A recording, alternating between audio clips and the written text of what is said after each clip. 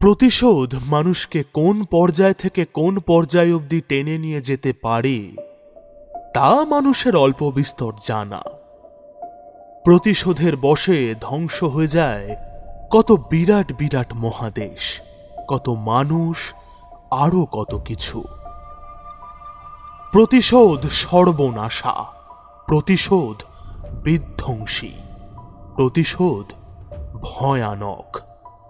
আর ভয়ানক মানেই ভৈরব। ভৈরব শব্দটা শুনতে যতটা ছোট মনে হয় তার চাইতে অনেক গভীর ও জটিল এর অর্থ। ভৈরব অর্থাৎ ভয়ানক বা ভীষণ। সব মিলিয়ে ভৈরব আছেন ৬৪ জন। এই ৬৪ ভৈরব ৮টি শ্রেণীতে বিভক্ত এবং প্রতিটি বিভাগের প্রধান একজন ভৈরব আছেন। প্রধান ৮ ভৈরবকে অষ্টং ভৈরব বলা হয়। অষ্টভৈরবেরা এই মহাবিশ্বের ৮টি দিক নিয়ন্ত্রণ করেন। সেই ৮ জন ভৈরব হলেন অশিথাঙ্গা ভৈরব, চণ্ড ভৈরব, কপাল ভৈরব, ক্রোধ ভৈরব, উন্মত্ত ভৈরব, ভীষণ ভৈরব, রুরু ভৈরব এবং সামহারা ভৈরব। কিন্তু এই ভৈরবের প্রসঙ্গ কেন আসছে? কারণ এই গল্পে ভৈরবের বিরাট চরিত্র আছে। কিন্তু এই ৮ জন ভৈরবের মধ্যে কোন কোন ভৈরবের উল্লেখ এখানে ঘটছে আর তারা কিভাবে গল্পের সাথে জড়িত, এসবের হদিশ আপনি ক্রমে ক্রমে পাবেন, জানতে পারবেন এক মহাপ্রতিশোধের আখ্যান। মন দিয়ে শুনতে থাকুন তবে।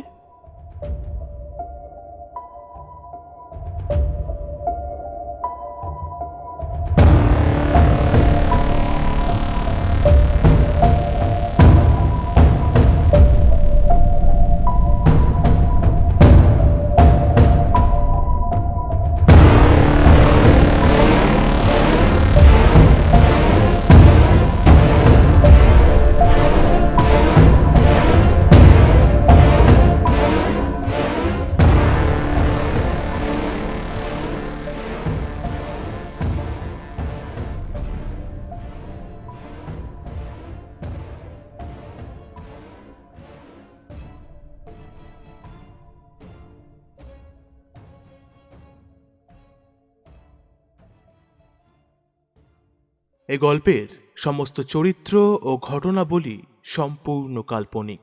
বাস্তবের সাথে কোনো মিল থেকে থাকলে তা সম্পূর্ণ অনিচ্ছাকৃত ও কাকতালীয়।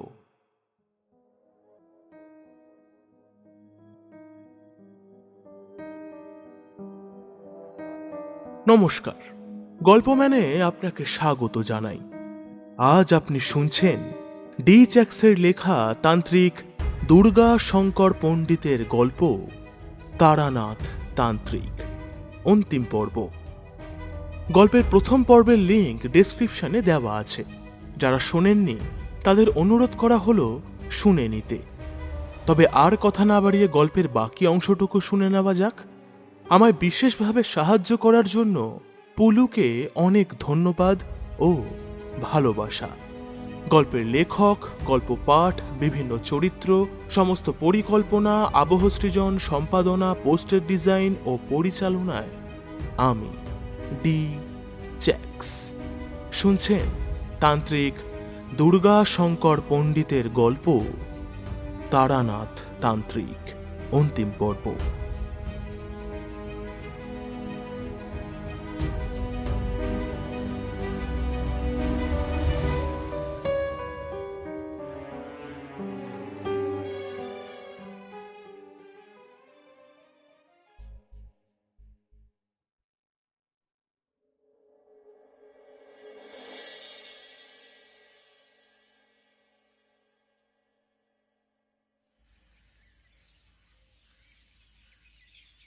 ওহে, জলার ধারের মাটি থেকে নাকি শক্তিপদর মরা পাওয়া গিয়েছে, একথা সত্যি? আরে সে আর জানো না খুড়ো, সারা গাঁয়ের লোক সেসব কখন জেনে ফেলিছে। বলিস কি রে? কে মেরেছে কিছু জানতে পারলি? সে কথা কি আর কারুর অজানা আছে গো? তলায় তলায় সবাই সব কিছু জানে খুঁড়ো, মুখ খোলে না কেবল পেরানের ভয়ে। গাঁয়ের জলার ধারের নরম মাটি থেকে শেয়াল মাটি খুঁড়ে শক্তিপদর আত পচা দেহটা টেনে তুলেছে, খানিকটা ছিঁড়ে খেয়েওছে। কিন্তু গাঁয়ের মানুষের সেই দেহ দেখে চোখ টাটিয়েছে। দিনে দুপুরে এমনভাবে লাশ পড়ে থাকতে কেউ দেখেনি আগে। গাঁয়ের মধ্যে ভেতরে ভেতরে একটা চাপা রোল উঠল।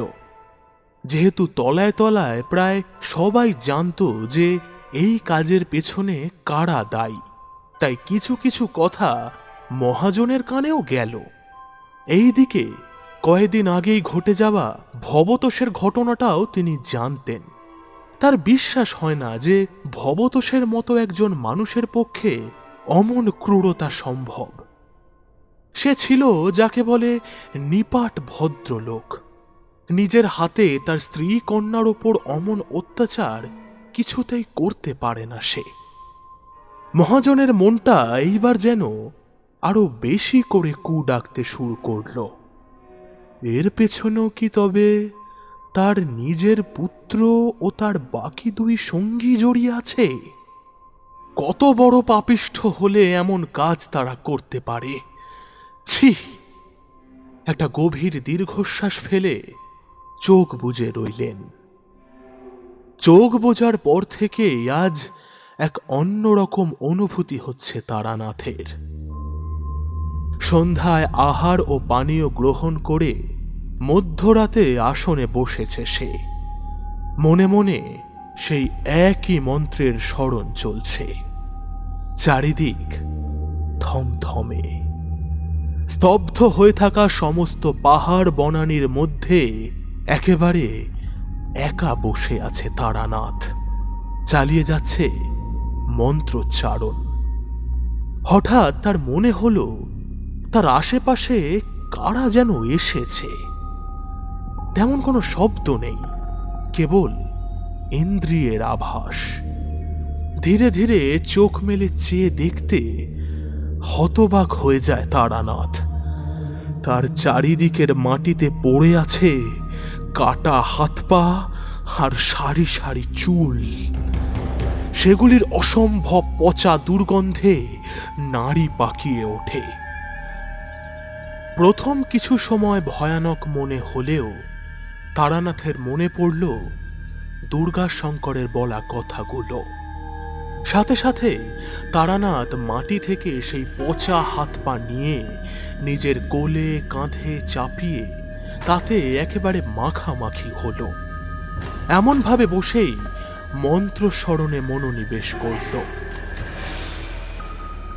এখন তারানাথ শিখে ফেলেছে জসমিন দেশে যদাচার। সবকিছু অনেক সহজ হয়ে উঠল তার কাছে।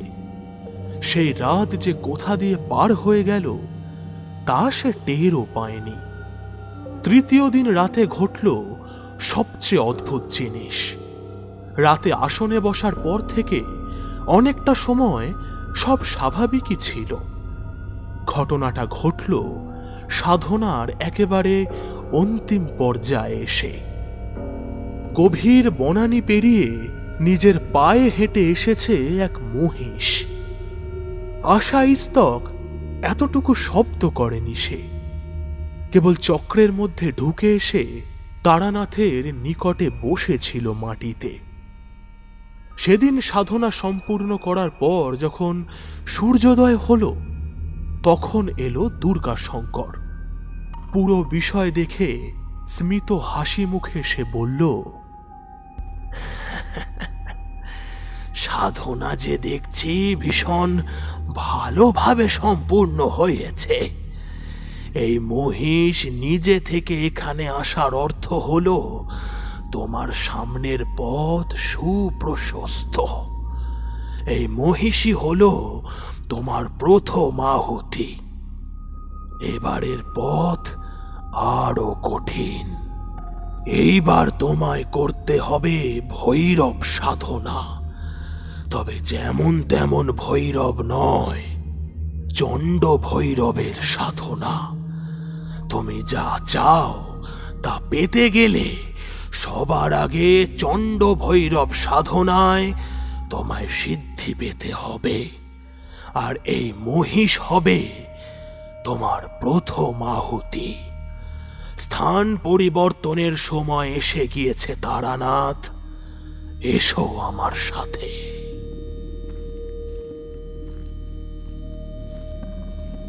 তারানাথ দুর্গাশঙ্করকে স্মরণ করতে থাকল। তারা এগিয়ে চলল বনের আরো গভীরে। ক্রমশ তারা এগিয়ে যাচ্ছে অদূরের উঁচু পাহাড়টার নিম্ন দেশের বনের দিকে। এসব বনে সাধারণ মানুষের পা পড়ে না, আর পড়ে না বলেই এটা লোকালয় নয়, এটি হিমালয়। এর গহীন দুর্গম আনাচে কানাচে কত যে গোপন রহস্য লুকিয়ে আছে তার কোনো ইয়ত্তা নেই। এগোতে এগোতে দুর্গাশঙ্কর তারানাথকে বুঝিয়ে বলছে চণ্ড ভৈরব সাধনা সম্পর্কে। ভৈরব কথার অর্থ ভয়ানক বা ভীষণ। ভগবান মহাদেব শিবের হিংস্র প্রকাশ বা তার অবতার, যা মৃত্যু ও বিনাশের সাথে সম্পর্কিত। সেই রূপকেই মূলত ভৈরব বলা হয়, যিনি কাল ভৈরব নামেও পরিচিত। ভারতবর্ষের মরুভূমি অঞ্চলে, দক্ষিণ অঞ্চলে এবং এই হিমালয়ের কিছু কিছু স্থানে হিন্দু পুরাণের দেবতাদের মধ্যে কাল ভৈরব অন্যতম গুরুত্বপূর্ণ দেবতা হিসেবে বিবেচিত। হিন্দু ও জৈন ধর্মেও সমানভাবে তাকে সম্মান করা হয়। পুরাণ অনুসারে দেব ও অসুরদের মধ্যে যুদ্ধের সময় রাক্ষসদের ধ্বংস করার হেতু শিব দ্বারা কাল ভৈরব সৃষ্ট হয়েছিল এবং পরে অষ্টাঙ্গ ভৈরব সৃষ্টি হয়। অষ্টভৈরবেরা অষ্টমাতৃকাদের বিবাহ করেছিলেন, যাদের ভীত রূপ আছে। এই অষ্টভৈরব এবং অষ্টমাতৃকা থেকে 64 ভৈরব এবং 64 যোগিনীর সৃষ্টি হয়েছিল। সব মিলিয়ে ভৈরব আছে মোট 64 জন। এই 64 ভৈরব 8টি শ্রেণীতে বিভক্ত এবং প্রতিটি বিভাগের প্রধান একজন ভৈরব আছেন, বুঝলে? প্রধান 8টি ভৈরবকে অষ্টং ভৈরব বলা হয়। অষ্টভৈরবেরা এই মহাবিশ্বের 8টি দিক নিয়ন্ত্রণ করেন। সেই 8 জন ভৈরব হলেন অশ্বেতাঙ্গ ভৈরব, চণ্ড ভৈরব, কপাল ভৈরব, ক্রোধ ভৈরব, উন্মত্ত ভৈরব, ভীষণ ভৈরব, রুরু ভৈরব এবং সামহারা ভৈরব। পরম দেবতা ভগবান শিব ভৈরব রূপে আবির্ভূত হন। তিনি একটি ভয়ঙ্কর হিংস্র ব্যক্তি হিসেবে আবির্ভূত হন, যা সর্পে আবৃত এবং প্রায়শই তলোয়ার, ত্রিশূল বা খড়গ শোভা পায় তার হাতে। ভগবান ভৈরব বন্য ঐশ্বরিক এবং শক্তিশালী দিক নির্দেশ করেন। এখন থেকে আগামী 30 দিন যাবৎ তোমার সাধনা চলবে। এই 30 দিন ভীষণ উগ্র হবে তোমার সাধনার প্রক্রিয়া। স্তরে স্তরে নানান ভয়ঙ্কর জিনিস ঘটবে তোমার চোখের সামনে। তারা চাইবে তোমার সাধনা ভঙ্গ করতে। একটি ছাগ তোমায় আহুতি বা ভোগ রূপে তুলে দিতে হবে চণ্ড ভৈরবের সামনে। সে ছাগ ঠিক সময় মতো নিজেই আসবে। ভোগ গ্রহণের পর ভৈরব তুষ্ট হয়ে তোমায় বরদান করবেন। তখন তোমার যা প্রয়োজন তা তুমি চেয়ে নেবে। বিদ্যায় উল্লিখিত মোট 8 জন ভৈরব আছেন। তার মধ্যে চণ্ড ভৈরব ও কপাল ভৈরব ভীষণ উগ্র, সাথে আছে ভৈরব গণেরা। তারা কেউ তোমায় শান্তিতে সাধনা চালিয়ে যেতে দেবে না। বারংবার ধেয়ে আসবে, উপদ্রব করবে, ভোগ গ্রহণও করবে, আবার চলেও যাবে। কিন্তু তোমায় নির্ভয়ে পূর্ণ একাগ্রতায় সাধনা চালিয়ে যেতে হবে।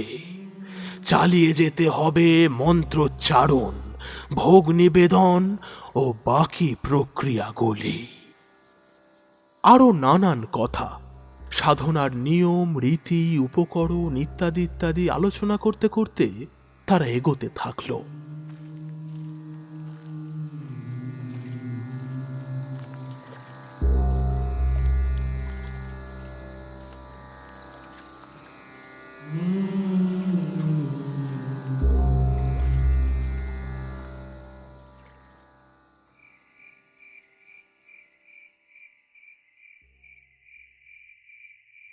রাতে তারানাথ সাধনায় বসল।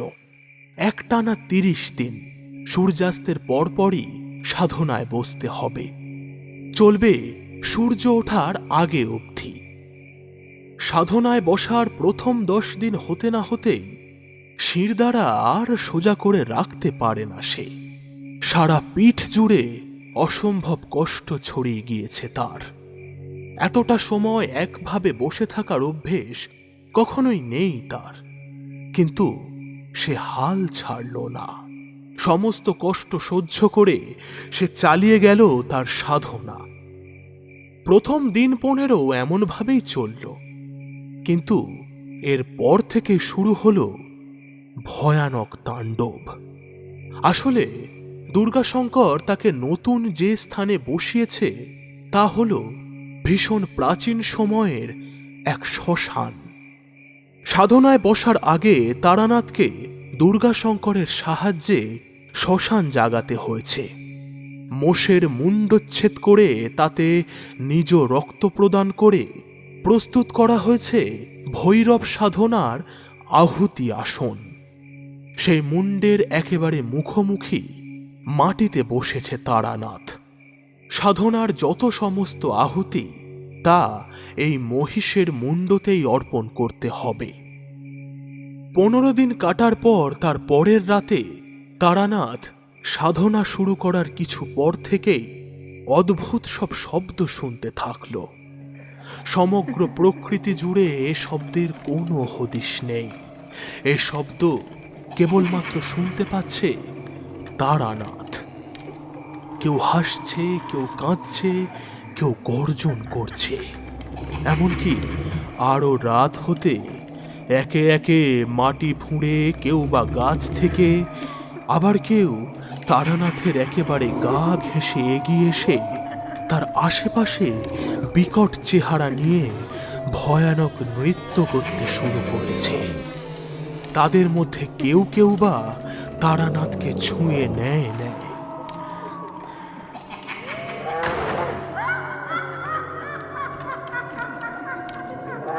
কিন্তু সাধনা যতক্ষণ সঠিকভাবে চলবে সাধককে কেউ ছুঁতে পারবে না। তাই তারানাথের নাগাল তারা পেতেও পাচ্ছে না। এমনভাবেই চলতে থাকল। তারানাথ দিন এগোবার সাথে সাথে ক্রমশ একাগ্র হয়ে উঠছিল।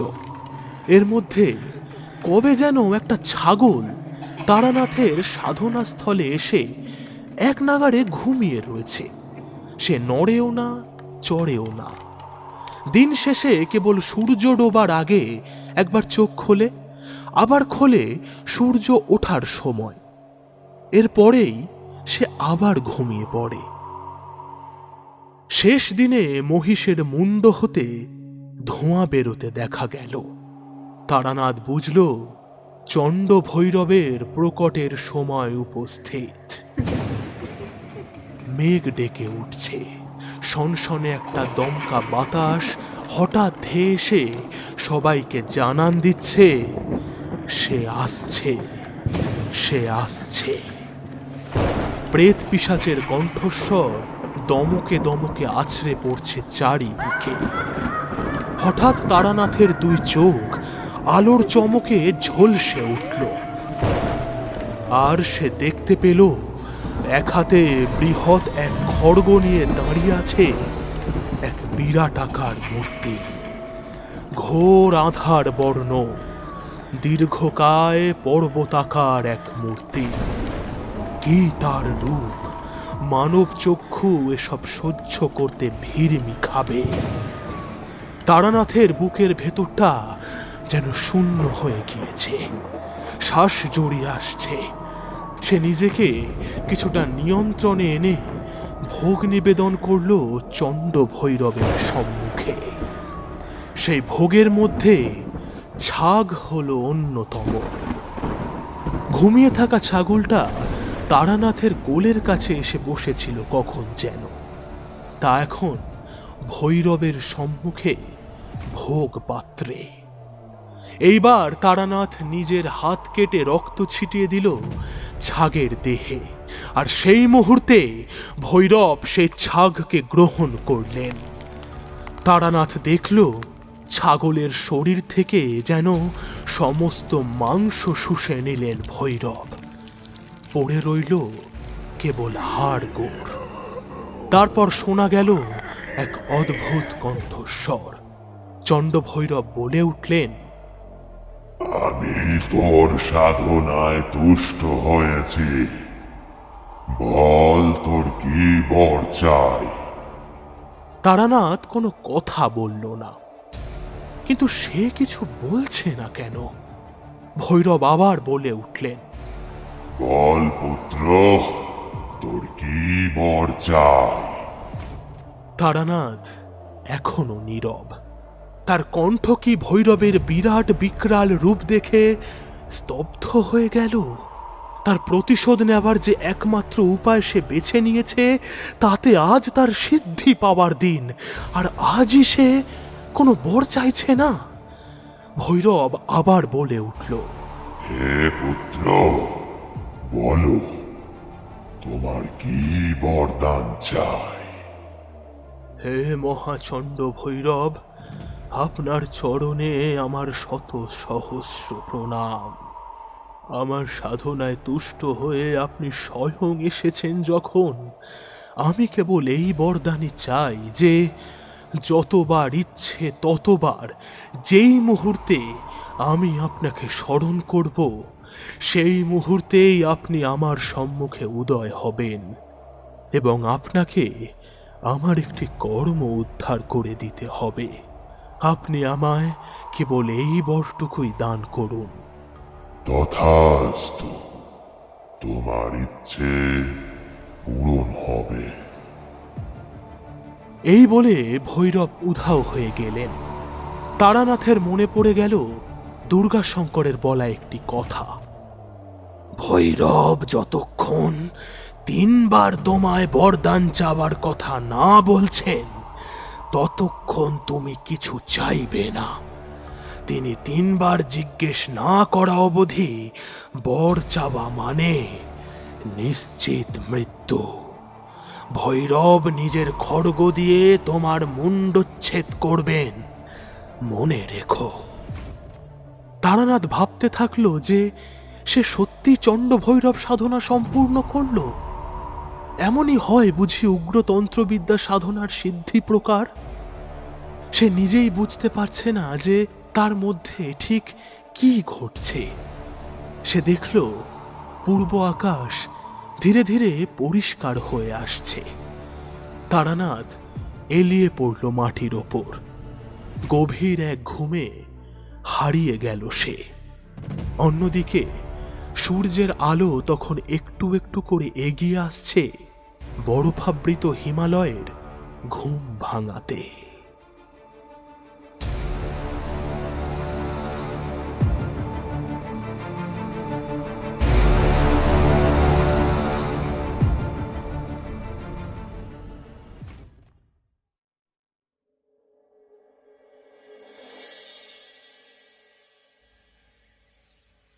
গুরুদেব, এ আপনি কি বলছেন? আমি চণ্ড ভৈরব সিদ্ধ হয়েছি, আমার তবে আরও এক বিদ্যায় সিদ্ধ হওয়ার কিসের প্রয়োজন? প্রয়োজন আছে তারানাথ, তোমায় কর্ণ পিশাচিনী সাধনা করতে হবে। তার আগে কপাল ভৈরবকে ভোগ চড়াতে হবে। সে ভীষণ শক্ত জিনিস। কপাল ভৈরব যদি তোমার আহ্বানে সাড়া দেয়, তবে তোমার এক চক্র পূরণ হবে উগ্রতন্ত্র বিদ্যায়। এইবার যা যা বলছি খুব মন দিয়ে শোনো। কপাল ভৈরবের অন্যতম ভোগ হলো সুরা ও ছাগ। তিনি সুরা গ্রহণ করার জন্য যে সুরা পাত্র তোমার দিকে বাড়িয়ে ধরবেন তা হলো একটি করটি। সেই করটি তোমায় একেবারে পূর্ণ করতে হবে। যতক্ষণ না তার থেকে সুরা ছলকে পড়ছে ততক্ষণ তাতে ঢেলে যেতে হবে। কিন্তু এখানে একটা ভীষণ গম্ভীর বিষয় আছে। কপাল ভৈরবের সেই সুরা পাত্র কানায় কানায় ভরে দেওয়া কোনো সহজ কর্ম নয়। সে বড় মায়াবী সুরা পাত্র। তুমি যদি এক নদী সুরাও তাতে প্রদান করো, তবুও পাত্রে ফাঁকা জায়গা রয়ে যাবে। আর সাধক যদি তার পাত্র কানায় কানায় ভরতে না পারে, তবেই ভৈরব তার নিজ খড়গ দিয়ে তোমার মুণ্ডচ্ছেদ করবেন। আমার মনে হয় এই বিষয়টার একটা সমাধান আমার কাছে আছে। আমায় একটা দিন সময় দিন গুরুদেব, আমার মনে হয় আমি পারব। সেই দিন রাতেই তারানাথ চণ্ড ভৈরবকে স্মরণ করায় ভৈরব সশরীর হাজির হতে তারানাথ তার কাছে এমন এক পাত্র চায় যে পাত্রের সুরা কখনোই শেষ হবে না। এমনকি সে এও জানায় যে সে কপাল ভৈরবকে তুষ্ট করার হেতু এ পাত্র আশা করছে। চণ্ড ভৈরব তার আশা পূর্ণ করেন। মাঝারি আকারের একটি ঘটির ন্যায় পাত্র তারানাথের হাতে তুলে দেন। হাতে আসতে আসতেও দখলটা এলো না রবি কিশোরের হাতে। গাঁয়ের মহাজনের দায়িত্বটা তার পিতা তার হাতে আর তুলে দিলেন না। তার বদলে রবি কিশোরকে ডাক করিয়ে তাকে প্রশ্ন করলেন, গাঁয়ের লোকজন যেটা বলছে সেটা কি সত্যি রবি কিশোর? কোন কথা বলছেন বাবা? কোন কথা সেটা তুমি ভালোই জানো। যাক, আমার যা বোঝার বোঝা হয়ে গিয়েছে, এখন তুমি আসতে পারো। কিন্তু কি কথা সেটা তো বললেন না। আমি অপরাধীকে অপছন্দ করি রবি কিশোর, আমি অপরাধীকে অপছন্দ করি। আমার সাথে আর কখনো বাক্যালাপ করো না। তোমার আগামী 1 বছরের সমস্ত খরচ সহ তোমায় চলে যেতে আজ্ঞা করছি। যথেষ্ট জোয়ান হয়েছ। 1 বছরের মধ্যে কর্মের চেষ্টা করে আপন ক্ষমতায় উপার্জন করো, বুঝলে?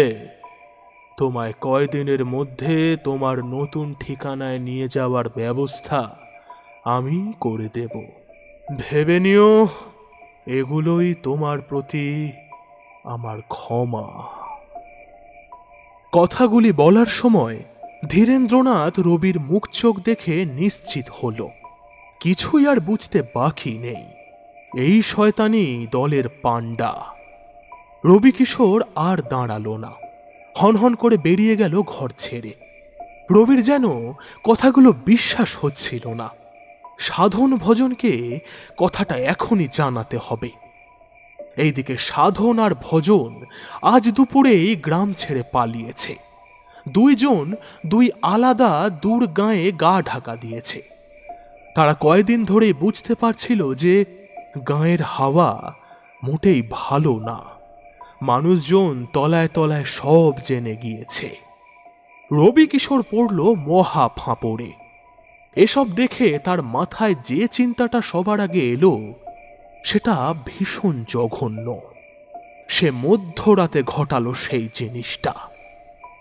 ভাড়ার ঘর থেকে একটা মোটা পাকা লোহার 1.5 বিঘত আকারের গজাল নিয়ে বাবার ঘরের দিকে চলল। এই গজালটা দিয়েই আগের 3টে খুন সে করেছে, প্রত্যেকটাই সুসম্পন্ন হয়েছে। রবির বিশ্বাস জন্মেছে যে এই অস্ত্রটা তার হাতে থাকলে কোনো হত্যা বিফলে যায় না। আর কোনো উপায় নেই, বাবাকে হত্যা না করলে ক্ষমতার দখল তার হাতে আসবে না। সে ধীর পায়ে এগিয়ে গিয়ে বাবার ঘরের দরজা আলগা ফাঁকা করতেই নিমেষে বোকা বনে গেল যেন। সে কি দেখছে? তার সারা শরীর কেঁপে উঠল সেই দৃশ্য দেখে।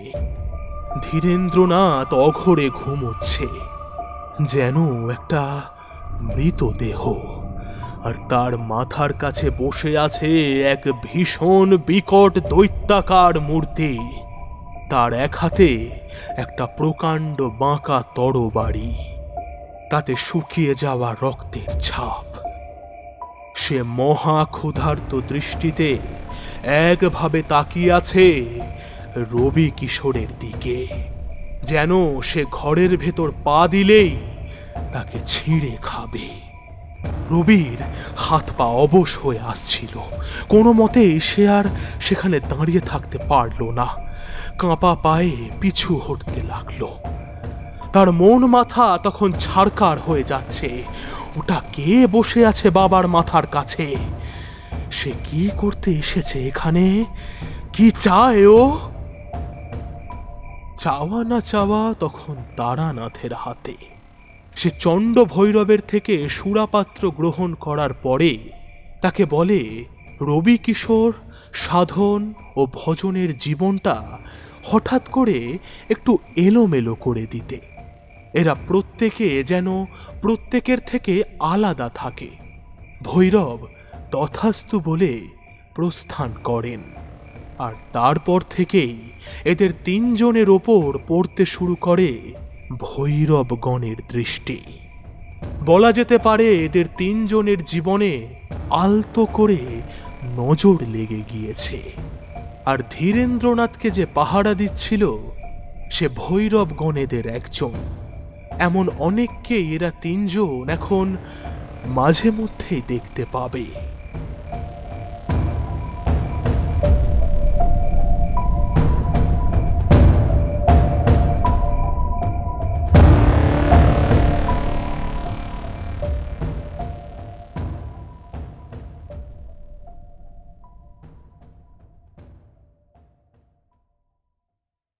দেখতে পাওয়া না পাওয়াটা আসল বিষয় নয়। তাদের তুমি দেখতে পাও না পাও, তারা সর্বদা তোমার আশেপাশেই থাকবে এই সদ্য কয়দিন। তোমার ভয়ের কিছু নেই, তারা তোমার প্রহরীর মতো মনে করবে। তারানাথ মন দিয়ে সব শুনল। তারপর দুর্গাশঙ্করের পা ছুঁয়ে প্রণাম করে কপাল ভৈরব সাধনায় অগ্রসর হল। দুর্গাশঙ্কর স্থান ত্যাগ করতে তারানাথ আসন গ্রহণ করল। গুরুদেব বলেছেন এ সাধনা অতীব উগ্র, তবে অজ্ঞতা ঘুচেছে। কিভাবে রপ্ত করতে হয় সে জিনিস শিখে ফেলেছে তারানাথ। এখন আগামী 40 দিন চলবে কপাল ভৈরবের সাধনা। প্রায় 40 দিন হয়ে গেল রবি কিশোরকে গাঁ ছেড়ে চলে আসতে হয়েছে রীতিমতো জনবিরল এক স্থানে। একটি শক্তপোক্ত ঘর বানিয়ে দেওয়া হয়েছে তাকে। বাড়ির উঠোনে একটি কুয়া আছে, সমস্ত জলের ব্যবহার তা থেকেই মেটাতে হবে। তার বাড়ি থেকে লোকালয় অনেকখানি দূর। অন্যদিকে সাধনের জীবনে ঘটছে অন্য আর এক ঘটনা। দিন কয়েক হলো তার অসম্ভব খিদে পাচ্ছে। এক থালা ভাত খাওয়ার প্রায় পর মুহূর্তেই আবার পেটটা ফাঁকা ফাঁকা লাগে তার। হাতের কাছে যা পায় তাই খেতে ইচ্ছে করে।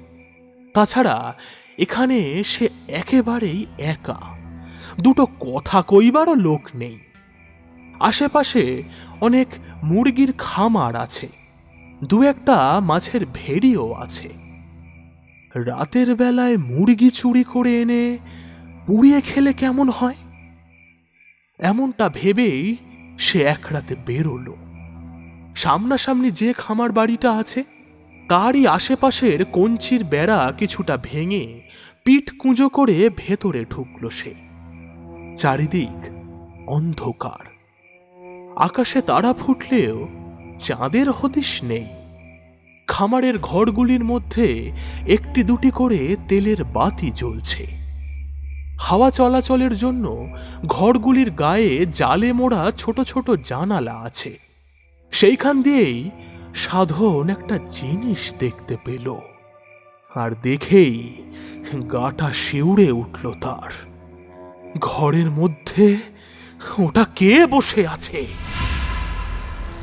তার সামনে বসে থাকা সব কয়টি মুরগি চোখ বুজে একেবারে স্থির, যেন বসে থাকা অবস্থাতেই সকলের মৃত্যু হয়েছে।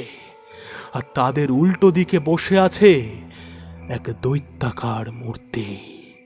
তার এক হাতে একটি ধাতু দণ্ড, যার মাথার দিকের ধারালো ফলাটায় শুকনো রক্তের দাগ। তার কোমরের কাছে সাপ জড়ানো রয়েছে। ঘোর অন্ধকার বর্ণ তার শরীর। সে বসে থাকা অবস্থাতেই ঘরের অত উঁচু চালে মাথা ঠেকে যায়। সে এখন এক দৃষ্টিতে সাধনের দিকে তাকিয়েই আছে। সাধনের বুকের ভেতরটা হিমশীতল হয়ে আসছে ক্রমশ। সেই মূর্তির ভাবখানা এমনই যে খামার ঘরের ভেতর সাধন পা দিলেই তার মুন্ডু ছিঁড়ে খাবে সে।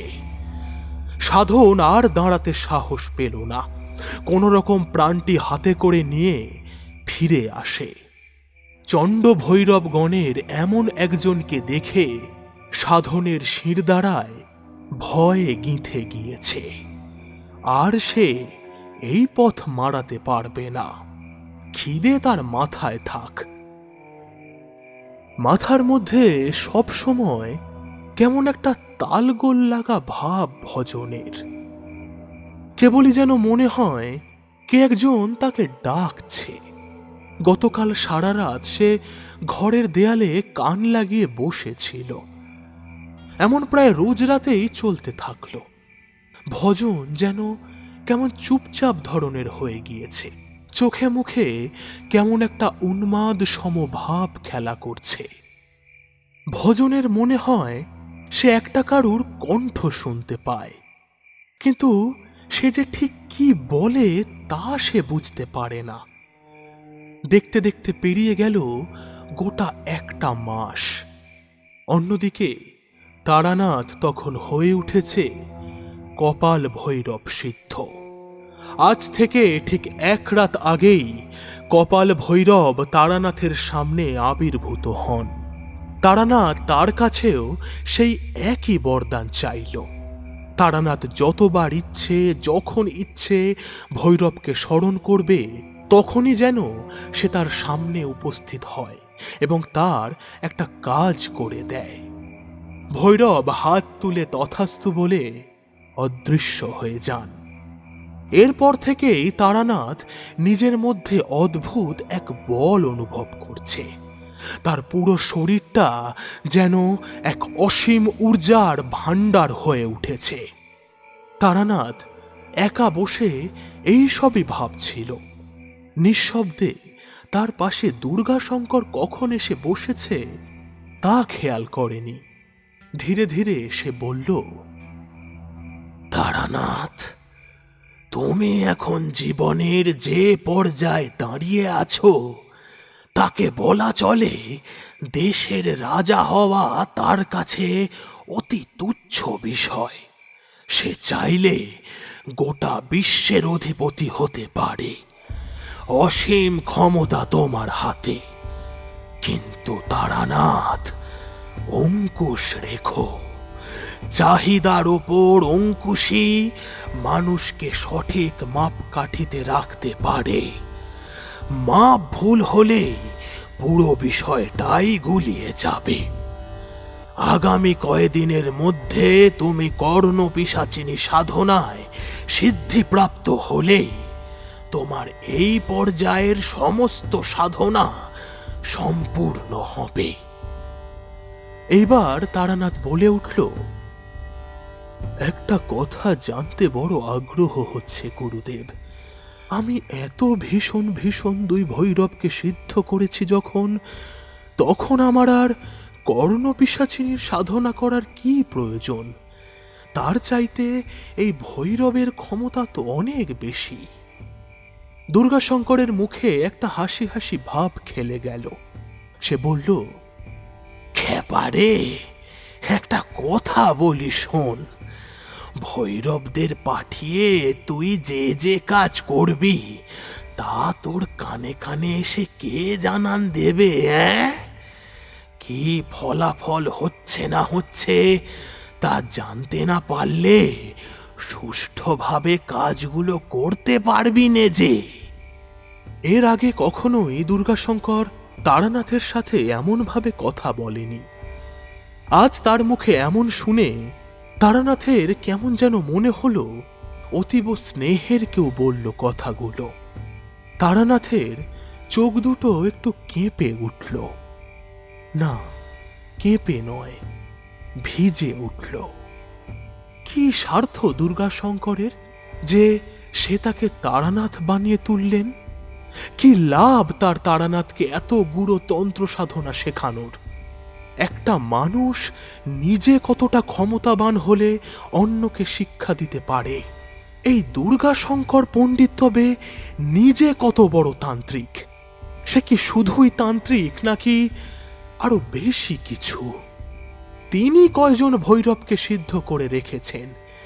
তিনি কি অষ্টভৈরব সিদ্ধ?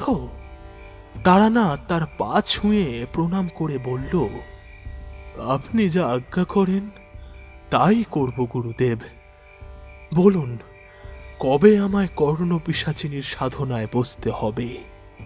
দুর্গাশঙ্কর তারানাথের মাথায় হাত ছোঁয়াতে ছোঁয়াতে বলল, আগামীকাল সূর্যাস্তের পর।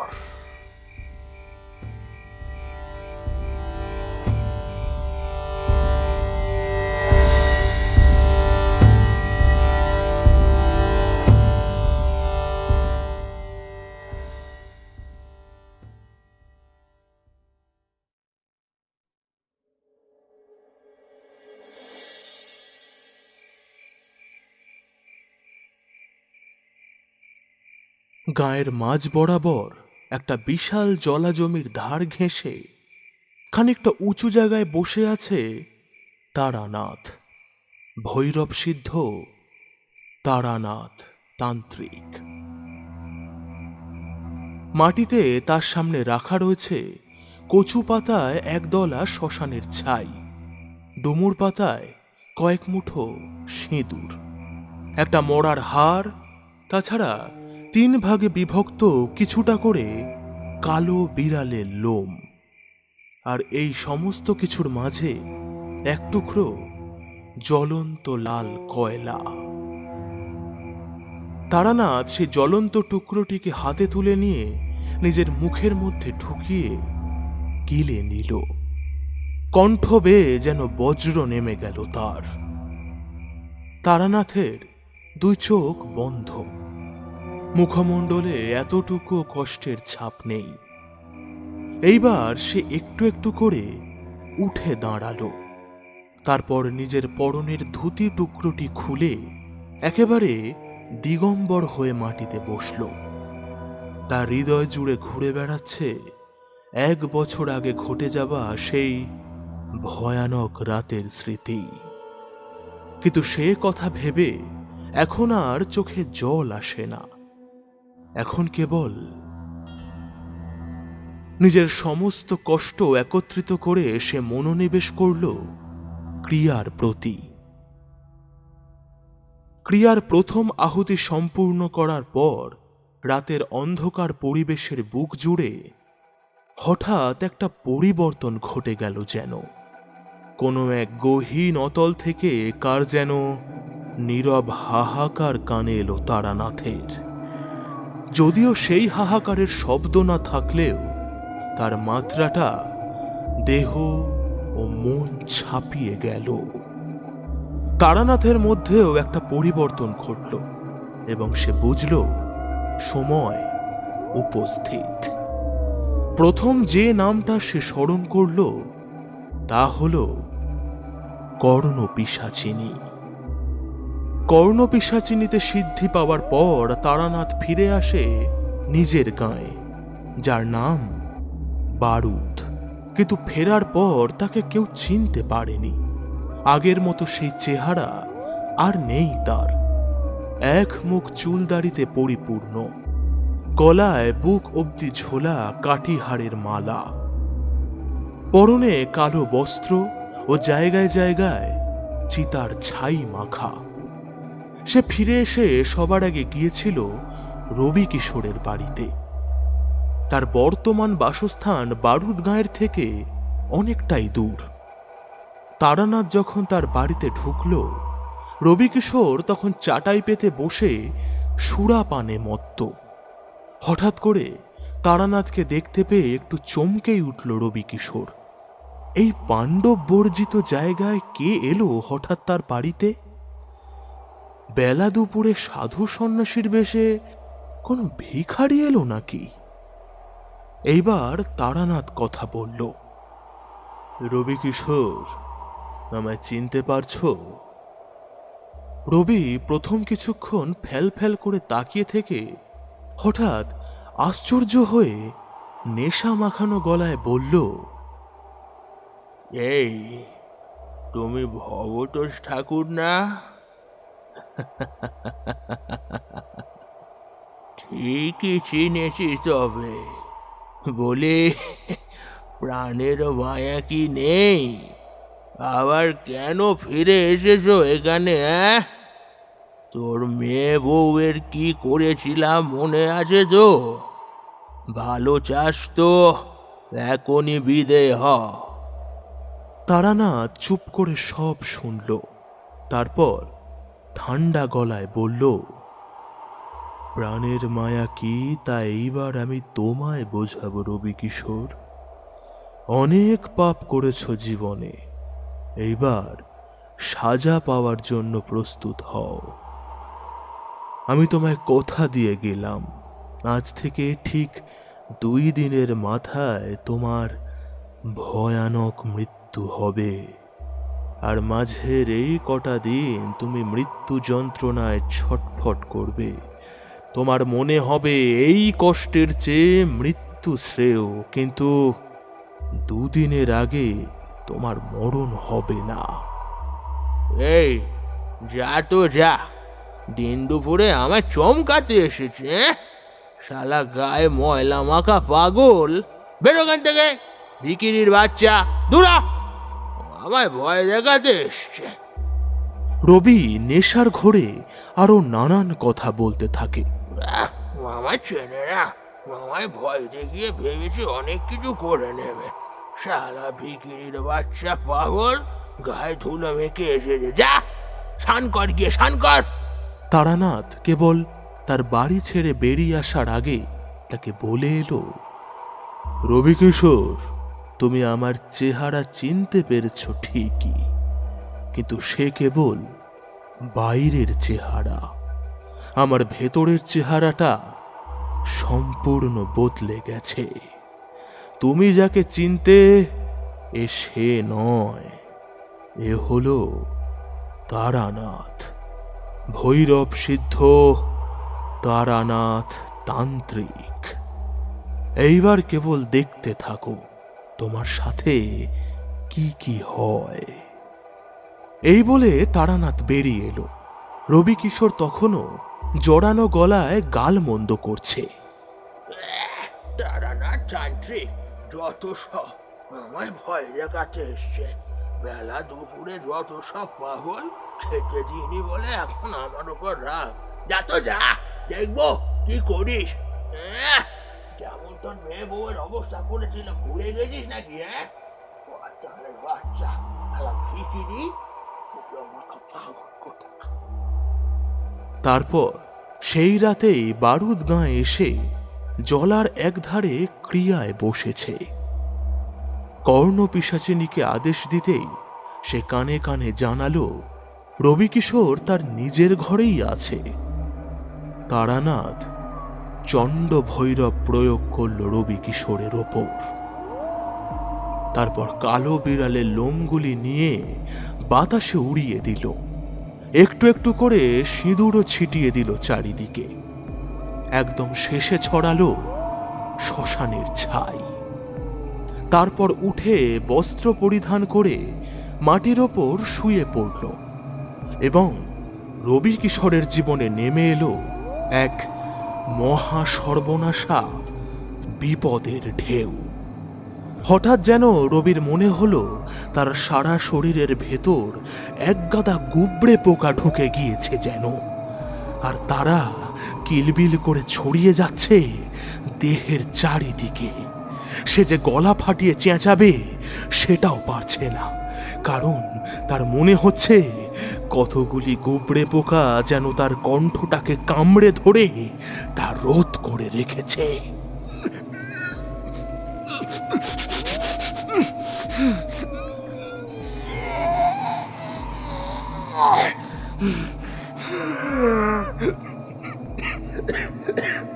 শরীরের হাড় পাঁজরা তারা যেন খুঁটে খুঁটে খেয়ে নিচ্ছে। রবিকিশোর দাঁতে দাঁত চেপেও থাকতে পারছে না, তার মুখের মধ্যেও যেন সেই পোকা কিচকিচ করছে। মুহূর্তের জন্য রবির মনে হলো কুয়োর ভেতর ঝাঁপিয়ে নিজের প্রাণ ত্যাগ করতে হবে, কারণ এ জ্বালা আর সহ্য হয় না। কোন রকম ঘর থেকে বেরিয়ে রবি কুয়োতলার কাছাকাছি পৌঁছে দেখল কুয়োর বের ধরে দাঁড়িয়ে আছে সেই মূর্তি, যাকে সে সেদিন রাতের বেলা তার বাবার মাথার কাছে বসে থাকতে দেখেছিল।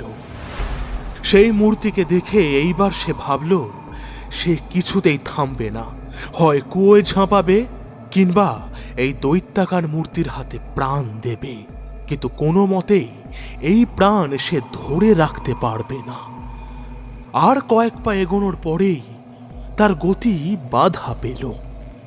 রবি বুঝতে পারছে না সে আর এগোতে পারছে না কেন। অদৃশ্য কোনো এক দেয়ালে সে যেন বাধা পাচ্ছে বারংবার। বুঝল এ নিশ্চয়ই ওই উগ্র দানবের কারসাজি। রবি দ্রুত বাড়ি ছেড়েই পালাবে ভাবল। মরার জায়গা অনেক আছে, কিন্তু সে পারল না। তার পুরো বাড়ির সীমানা যেন সেই অদৃশ্য দেয়াল দিয়ে বন্ধ করা। এ বাড়ির বাইরে সে কিছুতেই বেরোতে পারল না। রবির সাথে কি কি ঘটছে সেই সব কিছুর পুঙ্খানুপুঙ্খ বিবরণ কর্ণপিশাচিনী চোখ বুজে শুয়ে থাকা তারানাথকে জানিয়ে চলেছে। রবিকিশোরের দুরবস্থার কথা শুনতে শুনতে তারানাথের বুকের ভেতরটা তৃপ্ত হচ্ছে যেন। এখনো গোটা একটা দিন রবিকিশোর এই যন্ত্রণা ভোগ করবে। উগ্রতা তখন পেয়ে বসেছে তারানাথের ওপর। কি ভয়ানক সব সাজা যে এদের সে দেবে তা পাপীগুলো স্বপ্নেও ভাবতে পারবে না। গোটা রাত জুড়ে তারানাথ শুনল কর্ণপিশাচিনীর বলে যাওয়া প্রত্যেকটা কথা। এ বলে যাওয়া যেন আশপাশ থেকে ভেসে আসা সুরের মতো। এ সুর তারানাথের দুই কান ছাড়া আর কোথাও নেই।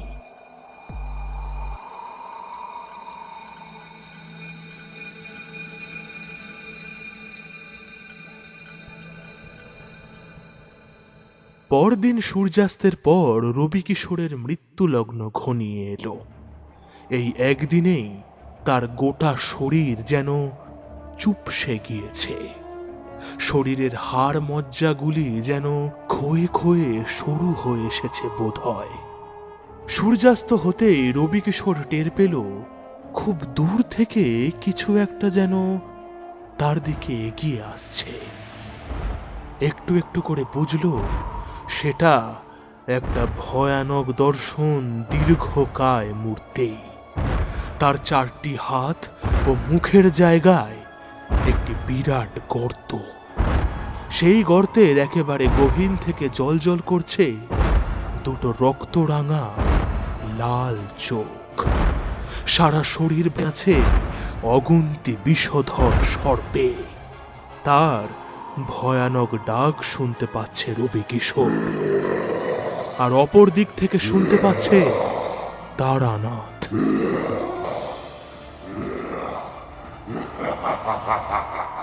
গতকালের মতো আজও সমস্ত কিছু কানে কানে জানতে পারছে সে।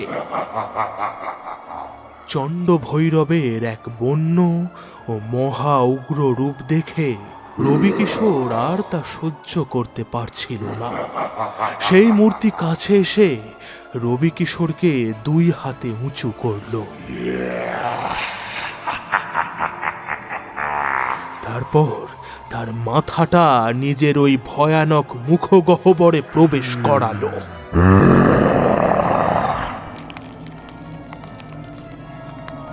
এবং মুহূর্তের মধ্যে রবিকিশোরের দেহটা মাটিতে ছুঁড়ে ফেলে দিয়ে নিজেও প্রস্থান করল।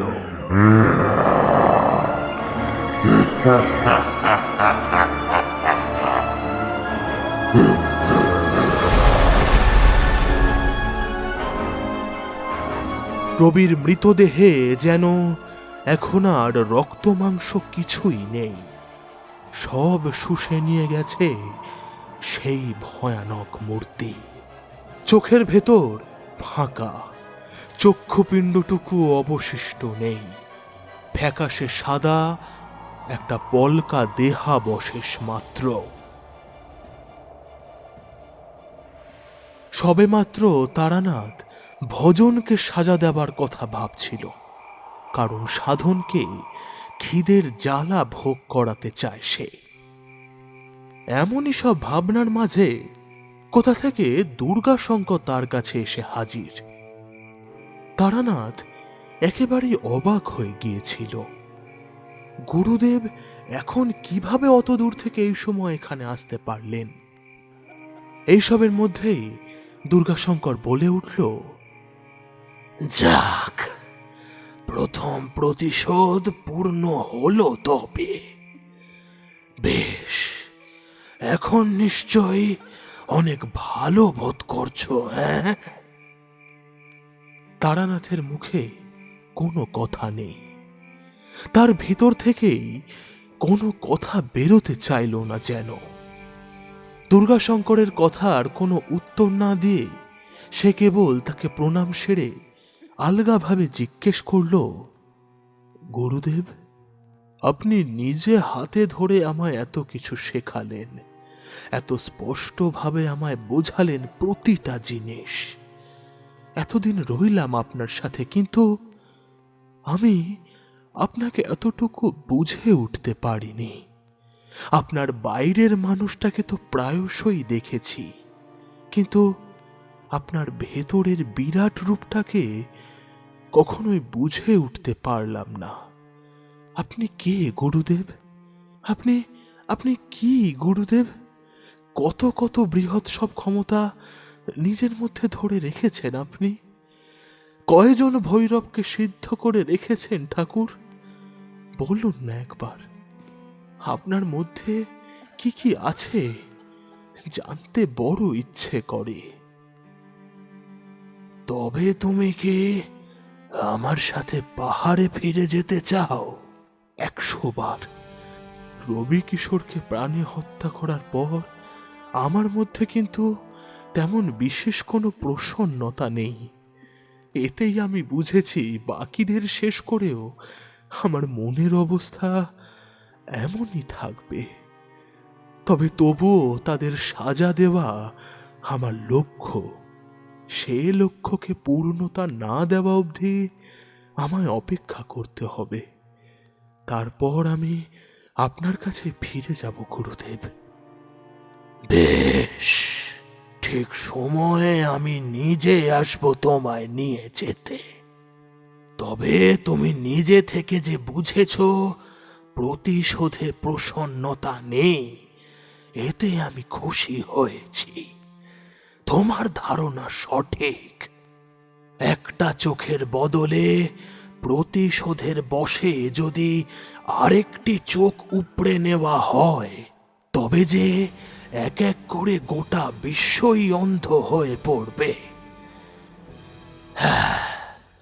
এখন আমি চলি, তুমি সফল হও, তোমার মঙ্গল হোক।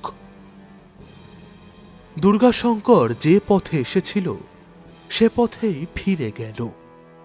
তারানাথ আরো কিছুক্ষণ বসে একটু একটু করে সুরাপান করতে থাকল।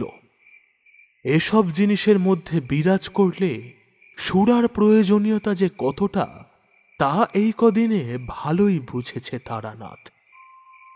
বিষয়টা আসলে নেশা নয়, বিষয়টা নিয়ন্ত্রণ। প্রায় সারা সন্ধে এমন চালিয়ে একসময় তারানাথ উঠল।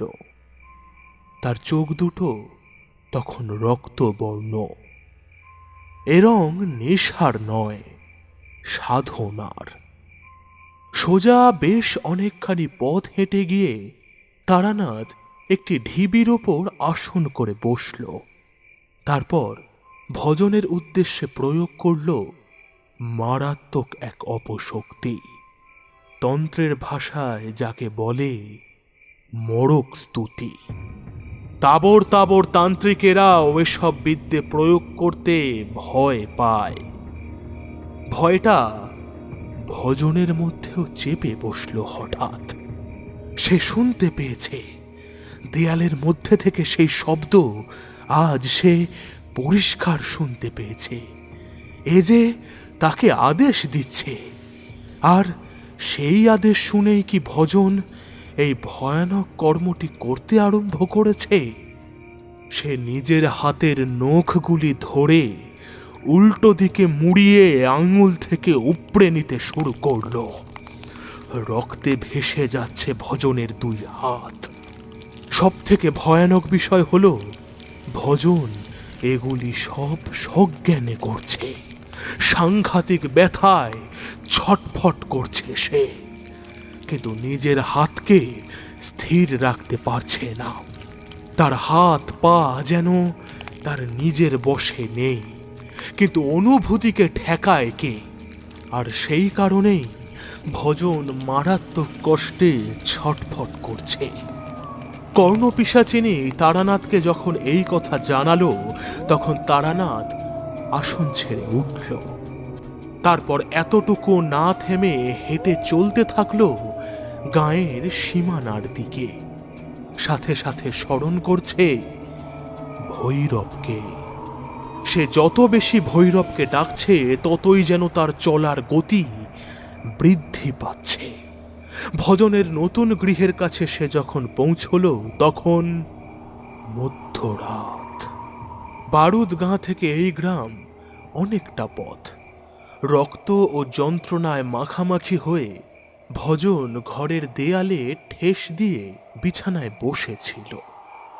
তারানাথের যেন মনে পড়ে গেল সেদিন রাতের রক্তে ভিজে যাওয়া তার নিজের বিছানাটা।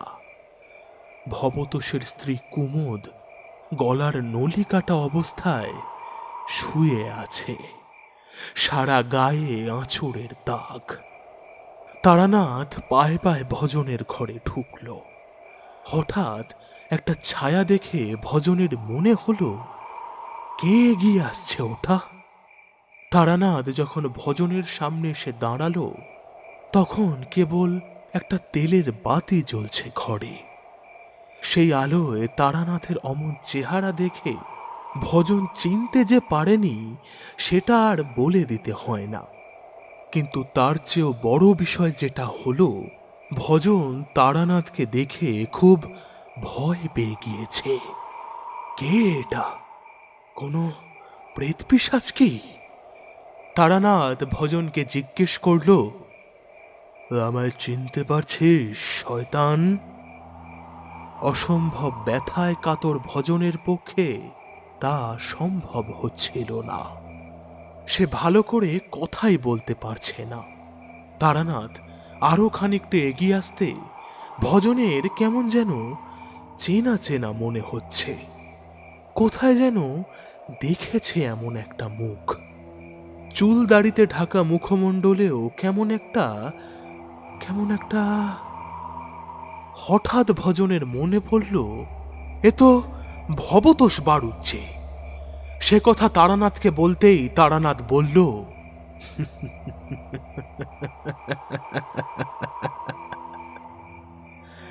না ভজন, আমি ভবতোষ নই, আমি তোর মৃত্যু। মনে পড়ে সেই রাতের কথা, যে দেখ তোর বিছানাও আজ অমন রক্তে ভরে গিয়েছে। নিজের অবস্থা দেখতে পাচ্ছিস? এই সব কিছু আমি করেছি তোকে তিলে তিলে শেষ করব বলে। রবি কিশোরের পাঠ চুকিয়ে এসেছে। আজ গোটা রাত জুড়ে নিজের শরীরকে আঁচড়ে কামড়ে বিক্ষত করবি তুই। 1000 বার মৃত্যুর কথা ভাবলেও তোর মৃত্যু আসবে না। কাল রাত অবধি এই কষ্ট ভোগ কর, তারপর সে আসবে তোকে শুষে খেতে। এখন থেকে যা যা তোর সাথে ঘটবে তা তুই আশাও করতে পারবি না। নিজের দাঁত দিয়ে নিজের মাংস ছিঁড়ে খাবি, কিন্তু তোর মৃত্যু হবে আগামীকাল রাতে। তোর পরে সাধনের পালা।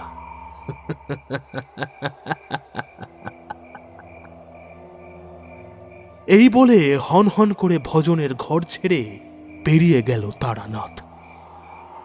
ভজনকে যেন একটু একটু করে ঘিরে ধরল অন্ধকার।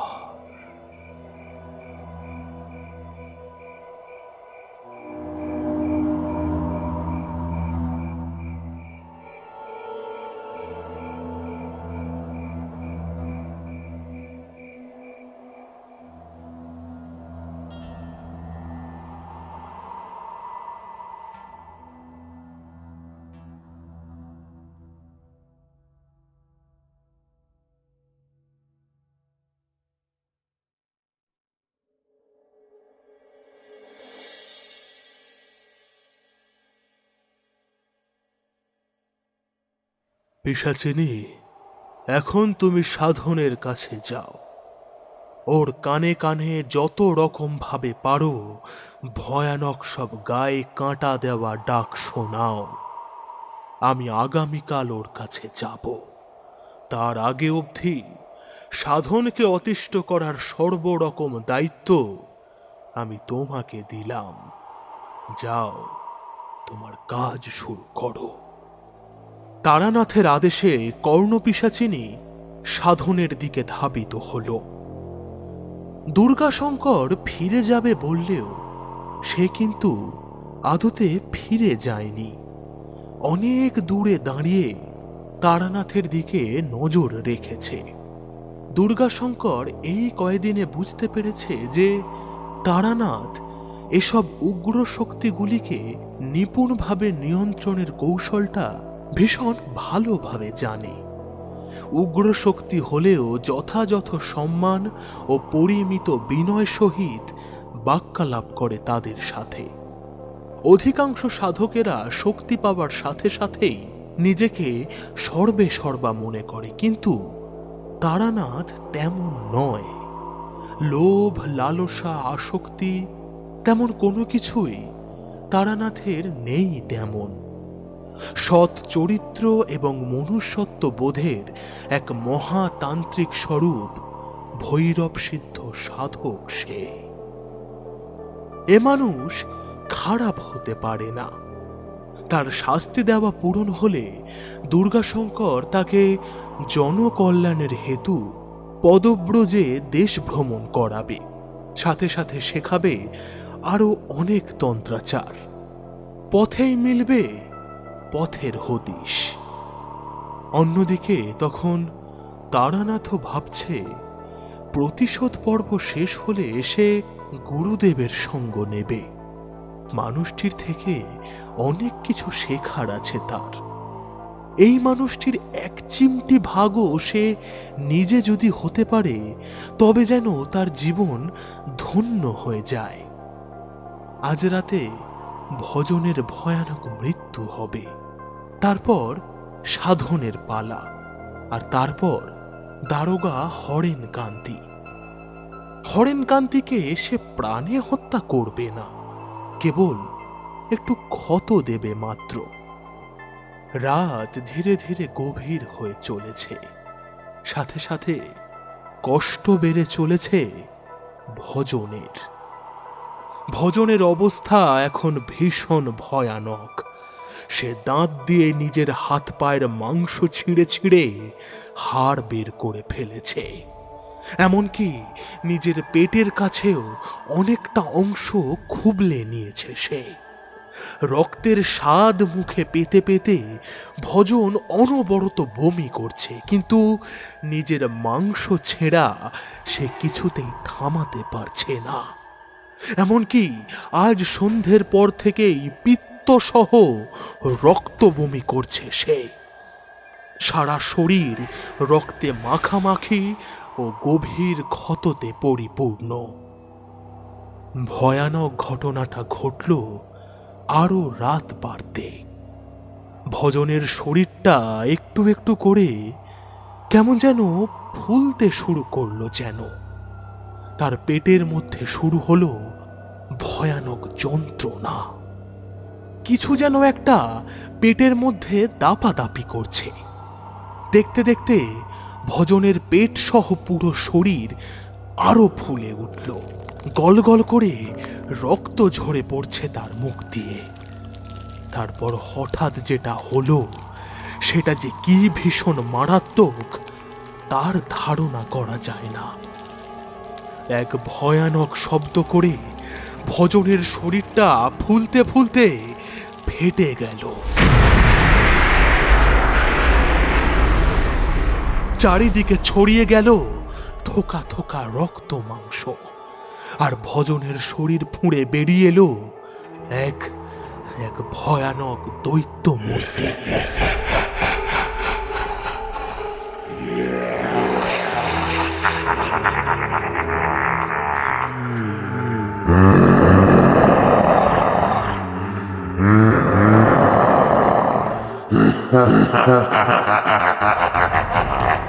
তার মাথায় এক জোড়া বাঁকানো শিং, কাঁটায় ভরা শরীর, চোখের জায়গায় অগ্নিপিণ্ড, একটি প্রশস্ত কুমিরের মতো লেজ মাটি ছুঁয়ে আছে।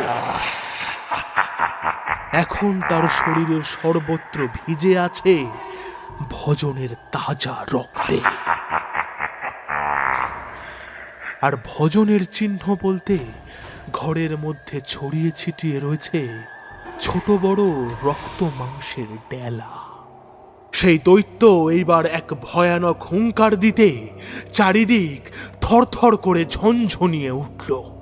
তারপর প্রচণ্ড এক আলোক বিস্ফোরণ হয়ে সেই দৈত্য মূর্তি অদৃশ্য হয়ে গেল।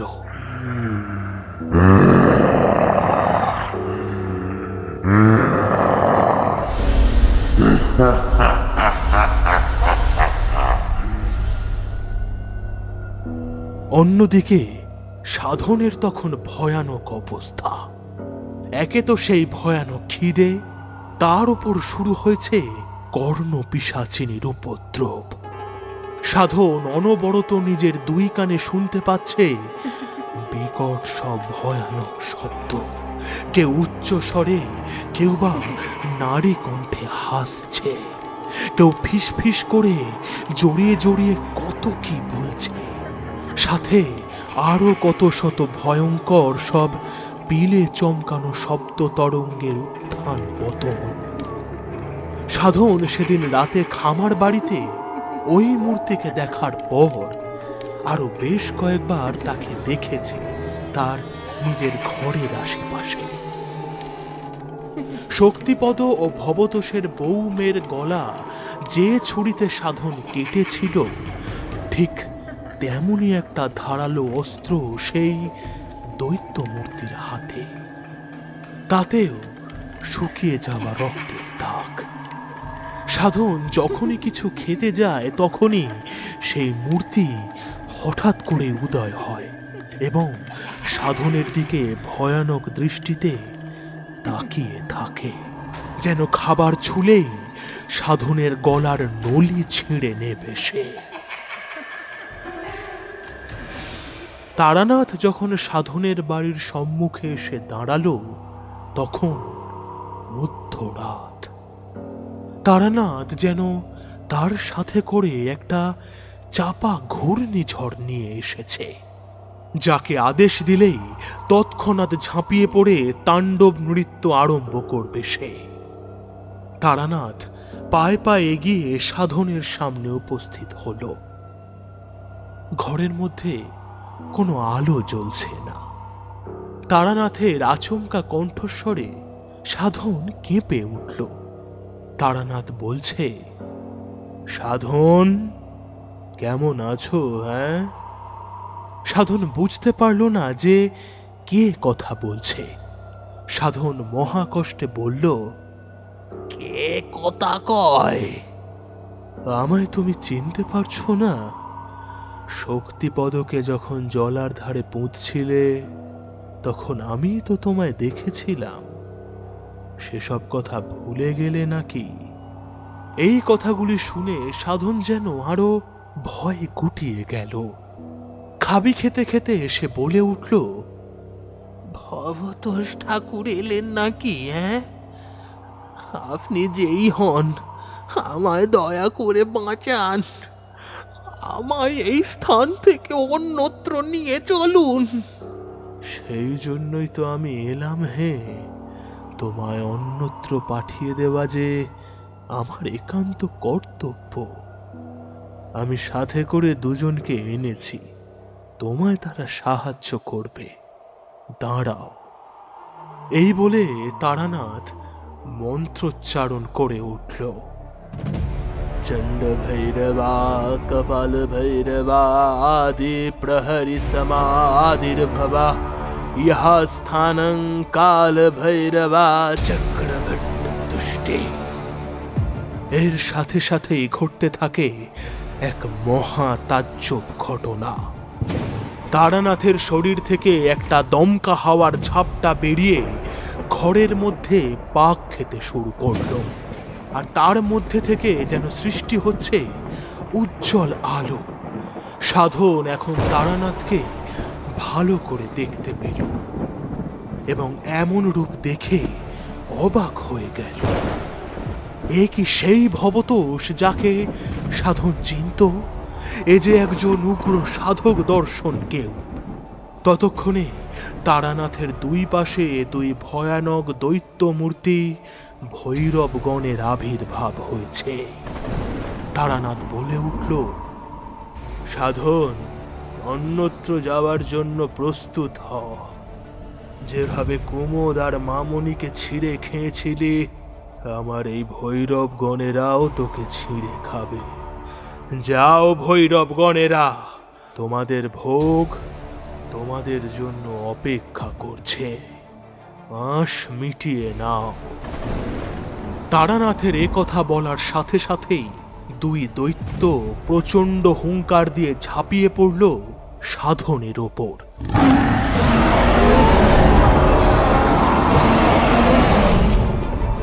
চোখের পলকে তারা দুজন সাধনের দেহটা মধ্যখান বরাবর ছিঁড়ে নিয়ে তার থেকে সমস্ত রক্ত মাংস শুষে নিতে থাকল। প্রায় পলকের মধ্যেই ভোগ গ্রহণ শেষ করে ভয়ঙ্কর হুঙ্কার দিয়ে অদৃশ্য হলো তারা।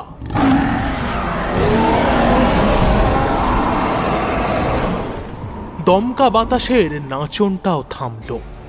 তারানাথ হাঁটু মুড়ে ঘরের মেঝেতে বসে পড়েছে। দু এক ফোঁটা জল বেরিয়ে পড়ল কি তার চোখের কোণ বেয়ে। অন্ধকারে তা বিশেষ বোঝা গেল না। সাথে সাথে তারানাথও বেরিয়ে পড়ল সাধনের ঘর ছেড়ে। এখনো দূর থেকে সবই দেখল দুর্গাশঙ্কর। তার মনে হতে থাকলো এক নতুন পর্ব শুরু হতে চলেছে বুঝি, যে পর্ব হয়তো অনেক দীর্ঘ হবে। অন্যদিকে তারানাথ তখন মনে মনে ঠিক করেছে দারোগা হরেন কান্তিকে সে আর শাস্তি দেবে না। এই হিংসা প্রতিশোধ আর সহ্য করতে পারছে না তারানাথ। তার বারবার মনে হচ্ছে গুরুদেব ঠিকই বলেছিলেন, হিংসা মনে শান্তি দেয় না। সে ফিরে যেতে চায় দুর্গাশঙ্করের কাছে। লোকালয়ের চেয়ে হিমালয়ে শান্তি বেশি, আর দুর্গাশঙ্কর তারানাথের চোখে স্বয়ং হিমালয়। তারানাথের যেন মনে হয় তার গুরুদেব সত্যি হিমালয়ের মতো সুবিশাল। তার ক্ষমতা, আয়ত্ত, প্রভাব সবই ভীষণ, কিন্তু এত ক্ষমতাবান হবার পরেও সে শান্ত, সে স্থির, ঠিক সুবিশাল হিমালয় পর্বতের মতো।